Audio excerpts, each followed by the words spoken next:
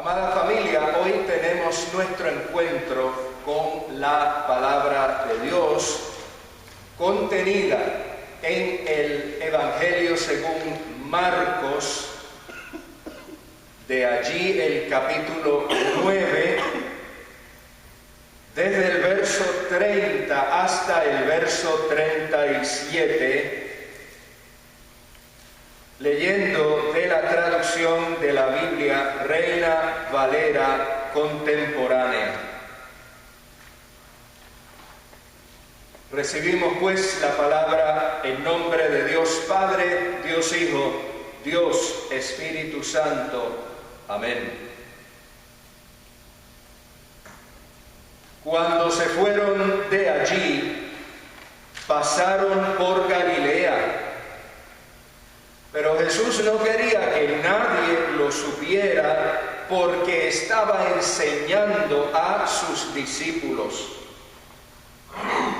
Y les decía: el Hijo del Hombre será entregado a los poderes del mundo y lo matarán. Pero después de muerto, al tercer día resucitará. Ellos no entendieron lo que Jesús quiso decir con esto, pero tuvieron miedo de preguntárselo. Llegaron a Cafarnaún y cuando ya estaban en la casa, Jesús les preguntó: ¿qué tanto discutían ustedes en el camino? Ellos se quedaron callados, porque en el camino habían estado discutiendo quién de ellos sería el más importante. Jesús se sentó, llamó a los 12 y les dijo: si alguno quiere ser el primero, deberá ser el último de todos y el servidor de todos. Luego puso a un niño en medio de ellos y tomándolo en sus brazos les dijo: el que recibe en mi nombre a un niño como este, me recibe a mí. Y el que me recibe a mí, no me recibe a mí, sino al que me envió. Palabra de Dios.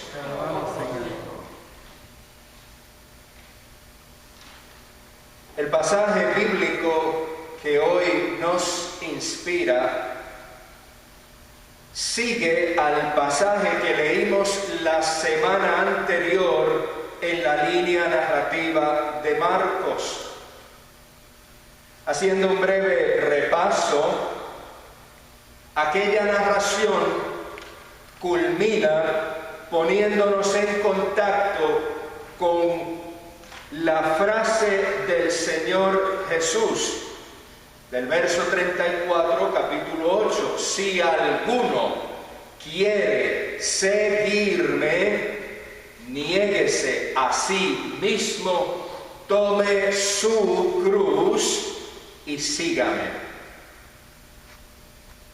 Se trata de un momento en el que Jesús ya está en camino de Galilea hacia Jerusalén, y durante ese camino va enseñando a sus seguidores más cercanos sobre lo que significa que Jesús sea de facto el Cristo y lo que significa entonces ser discípulo de ese Cristo.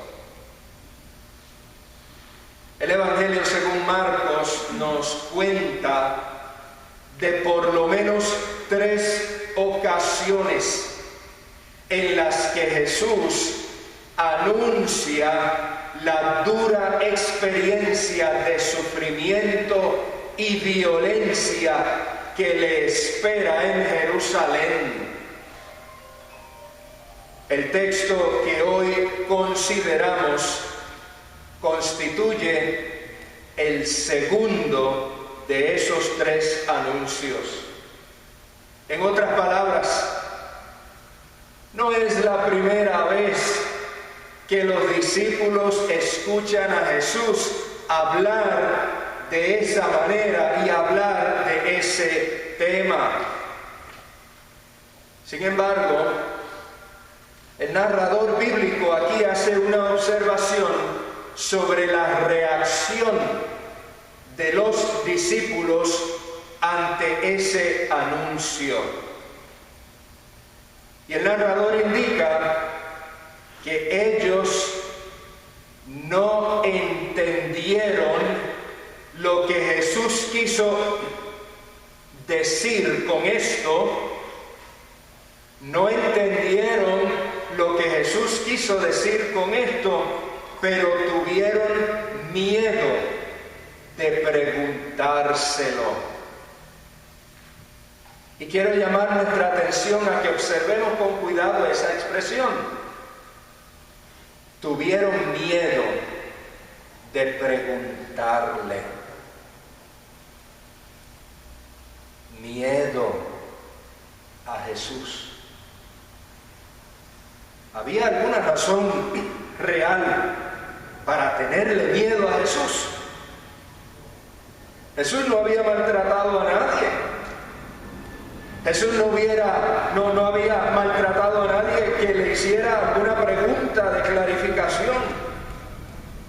Nadie había salido herido por hacerle una pregunta a Jesús. Pero sus propios discípulos, mire lo que el texto está diciendo, sus propios discípulos tenían miedo de preguntarle. No los fariseos, no los escribas, no los sacerdotes, no los oficiales romanos, sus discípulos. Los que habían estado caminando con él, los que de él habían recibido enseñanzas de vida y para la vida, los que lo habían visto sanar enfermos, levantar caídos, restaurar a los quebrantados, los que lo habían visto devolverle la dignidad a las personas marginadas de la sociedad. Esos que siempre vieron a Jesús hacer el bien, esos que debían conocerlo mejor que el resto de la gente, esos mismos tenían miedo de hacerle una pregunta para clarificar sus confusiones. No entendieron y tuvieron miedo de preguntarle. Amadas y amados, aquí y en el exterior, muchos problemas en las relaciones humanas son originados porque alguien no entiende y se queda sin preguntar. Las relaciones de pareja, las relaciones entre miembros de una familia, las relaciones entre amistades, entre colegas de trabajo, entre componentes de instituciones civiles y hasta entre los miembros de la iglesia cristiana, se ven seriamente afectadas por no entender y no preguntar. Porque entonces viene la especulación. Entonces viene el vacío que se llena con información incorrecta. Entonces se generan conflictos de grandes proporciones porque se le ha dado lugar, espacio y cabida a la suposición. En lugar de preguntar, suponemos. Y la imaginación es bien veloz a la hora de suponer y de especular. Si hay algo a lo que realmente debiésemos temer, y si hay algo de lo que realmente debiésemos cuidarnos, es de esas dinámicas malsanas que se desarrollan como consecuencia de una comunicación inadecuada. Y lo que es peor, el texto bíblico nos permite ver que ellos, en lugar de preguntarle directamente a Jesús, mientras iban por el camino, discutían entre sí mismos, evidenciando una desconexión total entre ellos y lo que Jesús llevaba mucho tiempo enseñando. Mientras Jesús había estado enseñando sobre la entrega, había estado enseñando sobre el desprendimiento hacia los demás, había estado enseñando sobre la perseverancia en hacer el bien hasta las últimas consecuencias, y había estado enseñando sobre el sacrificio por los valores del reino. Mientras Jesús enseñaba sobre todo eso, sus discípulos estaban entretenidos discutiendo sobre quién habría de ser el mayor. Mientras Jesús enseñaba sobre negarse a sí mismo y orientar la vida en caridad y en amor con el prójimo, sus discípulos disputaban sobre quién debía ser el más importante. La idea que ellos tenían del reino de Dios sigue siendo distinta a la que Jesús ha estado proclamando y demostrando. Jesús ha estado hablando de compromiso con Dios y compromiso con la humanidad, y sus discípulos han estado hablando sobre cómo repartirse los puestos en un reino que no es el reino de Dios. Los discípulos continúan tan enfocados en el poder, en el prestigio y en los lugares de honor, que son incapaces de comprender y mucho menos aceptar lo que Jesús ha estado diciéndoles sobre sí mismo y por asociación sobre ellos mismos. Ahora bien, antes de nosotras y nosotros elevar el dedito acusador contra los discípulos de Jesús, les invito y me invito a que miremos las páginas de la Escritura Sagrada como un espejo en el cual se refleja nuestra propia condición a pesar de la distancia en tiempo y espacio. Tú y yo somos parte de una sociedad que está obsesionada con el culto a la fama y al poder. Y con tal de estar, como se dice, en la cima, hay quienes son capaces de hacer lo que sea, son capaces de cualquier cosa, ya sea en la familia, en la empresa privada, en el gobierno, en las instituciones y lamentablemente hasta en la iglesia cristiana. De igual forma, conducidos por delirios de grandeza, hay quienes se acostumbran a vivir mirando a los demás por encima del hombro, como si las demás personas fueran de inferior valía, de menor dignidad o de menor importancia. Jesús enseñó un camino diferente.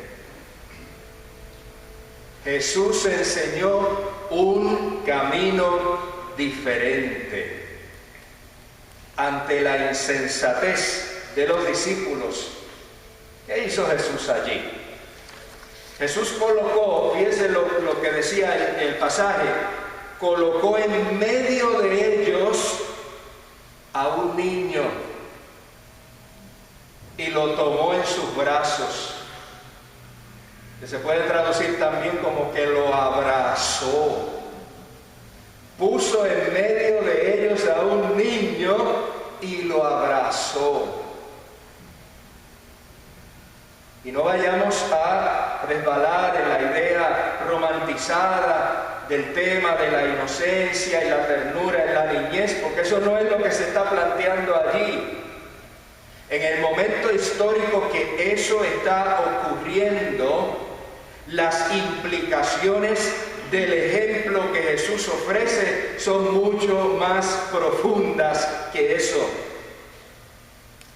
Resulta que en la sociedad greco-romana, que es esa sociedad del primer siglo, allí una niña o un niño no gozaba de estatus legal. Y no es que sus padres no le amaran, es que las niñas y los niños no eran considerados como seres humanos plenos, como seres humanos completos. Simplemente no contaban. En la escala de valores de aquel tiempo, solo las personas esclavizadas eran vistas como inferiores a la niñez. De modo que aquí el niño representa a alguien. El niño representa a la persona desposeída. El niño representa a quien no tiene ninguna clase de poder, ni familiar, ni político, ni económico, ni académico, ni religioso. El niño representa a quien está literalmente al margen. Y Jesús lo saca del margen, lo coloca en el medio y lo abraza. ¡Wow! Amadas y amados, la grandeza no está en los títulos. La grandeza no está en los puestos. La grandeza no está en ese mal llamado éxito. La grandeza está en servir. El servicio no es una carga o un castigo. El servir es una bendición. De hecho, el servicio a la luz de la enseñanza de Jesús es lo que es verdaderamente importante. La grandeza está en alejarnos de la hostilidad, de las luchas de poder y seguir acercándonos a la hospitalidad del servicio. Renunciar a la hostilidad y abrazar la hospitalidad. Las palabras de Jesús truenan contra toda arrogancia y prepotencia al decir: quien recibe en mi nombre a un niño como este, es decir, quien recibe en mi nombre a un desposeído como este, me recibe a mí. Y quien a mí me recibe, no me recibe a mí, sino al que me envió. Observemos, amadas y amados, el énfasis que Jesús hace en el verbo recibir. ¿Los contamos? Quien recibe en mi nombre a un niño como este, me recibe a mí, y quien a mí me recibe, no me recibe a mí, sino al que me envió. En mi barrio le dicen a ese tipo de insistencia como una cantaleta. En otros lugares le dicen matraca o machaca, algo así. Recibir. Amadas y amados, en los momentos históricos que estamos viviendo, es pertinente que recordemos para qué existe la Iglesia. Una institución que no sepa, que no tenga claro para qué existe, va a estar dando golpes al aire, va a estar dando vueltas sin llegar a ningún lugar. Por eso es bueno recordar y volver y repasar cuál es la razón de ser de la Iglesia cristiana. Y en nuestro caso, que somos parte de la Iglesia Presbiteriana de los Estados Unidos de América, nuestros documentos confesionales y nuestros documentos fundacionales nos enseñan y nos dicen y nos recuerdan que los grandes fines, es decir, las metas, los propósitos, los objetivos, la razón de ser, los grandes fines de la Iglesia son la proclamación del Evangelio para la salvación de la humanidad, el amparo, la educación y la confraternidad espiritual de las criaturas de Dios, el mantenimiento de la adoración divina, la preservación de la verdad, la promoción de la justicia social y la manifestación del reino de los cielos al mundo, que recoge esas otras 5 cláusulas iniciales. No es la primera vez que usted ha oído esto, porque aquí lo hemos dicho muchas veces, lo hemos colocado muchas veces a través de los años en el boletín dominical. ¿Recuerda usted cuántas veces que yo he dicho, léalo completo hasta el final? Allí ha estado muchas veces, así que eso no debe ser lenguaje extraño ni foráneo para nosotras ni nosotros, pero siempre es bueno recordarlo y volver al fundamento, para qué y por qué. Y debo puntualizar que en esa última expresión, la manifestación del reino de los cielos al mundo, esa expresión reino de los cielos no se refiere al espacio y las nubes, se refiere al reino de Dios como modelo de conducta, el reino de Dios como nuestro estilo de vida cotidiana, eso que Jesús enseñó y practicó, eso que cada una y uno de nosotros debe manifestar en la vida del día a día. El reino de Dios, mis amores, no excluye. El reino de Dios recibe. El reino de Dios no destruye, sino que restaura y edifica. El reino de Dios no margina, sino que integra.